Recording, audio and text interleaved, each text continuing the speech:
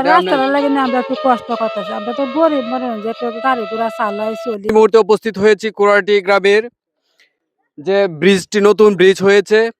এই ব্রিজ দিয়ে মানুষ রসুলপুর যাতায়াত করে। এই যাতায়াতের যে রাস্তাটা ব্রিজ থেকে যে রাস্তাটা কাঁচা রাস্তাটা নদীর পাড় দিয়ে নরসুন্দা নদীর পাড় দিয়ে বয়ে গিয়েছে, সেই রাস্তাটির আজ দুর্দশা। একজন মুরব্বী আহ, মহিলা উনি এই রাস্তা বিষয়ে একটু কথা বলবে। এই রাস্তার যে দুর্দশা, তারা সঠিকভাবে যাতায়াত করতে পারে না। নদী ভাঙন, নদী ভেঙে এই রাস্তাটি একদম নষ্ট হয়ে যাচ্ছে। আমি উনি কি বলে আপনারা শুনেন।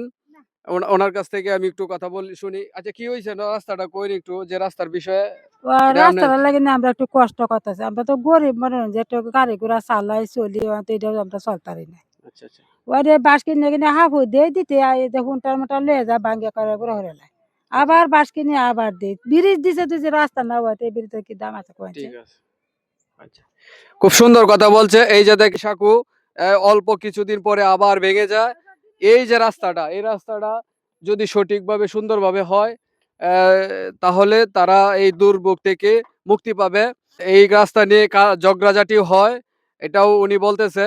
এখানকার মানুষ এই রাস্তা নিয়ে খুবই দুর্দশা অবস্থায় রয়েছে।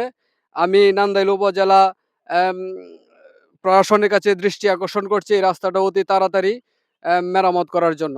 ভালো থাকবেন, সুস্থ থাকবেন। আল্লাহ হাফেজ।